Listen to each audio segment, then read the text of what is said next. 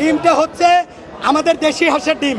এই ডিমটা তাকে গরম করে তাকে এমন জায়গাতে ঢুকাইতে হবে, আমি আর বলতে চাই না কোন জায়গাতে ঢুকাইতে হবে, যাতে করে সে বাবারে মারে বলে ওরা বাবারে মারে মারে। আমি বলতেছি বিডিআর হত্যা আমি করছি, আমি হেফাজতের হত্যা করছি, আমি শিক্ষা খাতে সমকামিতা চালু করছি, শিক্ষা খাতে ওই শিক্ষা খাতকে মেধাশূন্য করেছে।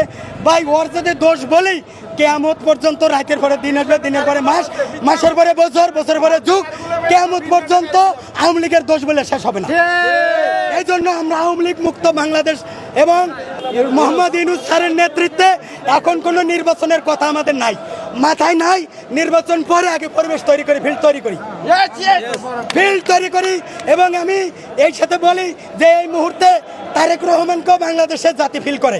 আমি এতক্ষণ ডিবি কার্যালয়ে ছিলাম, আমি এখানে আটকায় দিব যতক্ষণ পর্যন্ত সে স্বীকার না করবে যে সে বিডিআর মারছে, হেফাজত মারছে, সর্বোপরি সে বৈষম্য বিরোধী ছাত্র আন্দোলনকারীদের ছাত্র জনতাকে মারছে। সে কোর্টে যাইয়া যদি বলে আমি নির্দোষ, সে কথা হবে না। এখনই তাকে বলতে হবে যে সে নির্দোষ।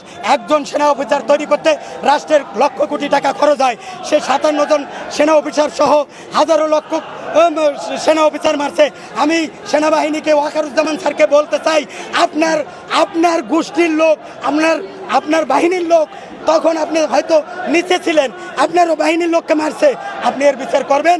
না হলে আপনাকে আবার কেউ মারতে পারে, আপনি বিডিআর হত্যার বিচার করবেন।